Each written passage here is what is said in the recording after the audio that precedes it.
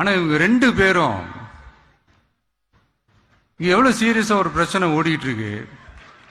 இவங்க ரெண்டு பேரும் அதாங்க நம்ம பாசிசமும் நம்ம பாயாசமும்,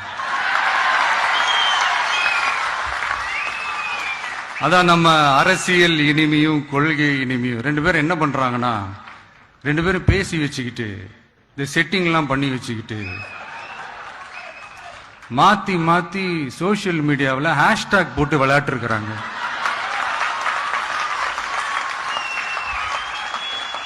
இங்க என்ன நடந்துகிட்டு இருக்கு?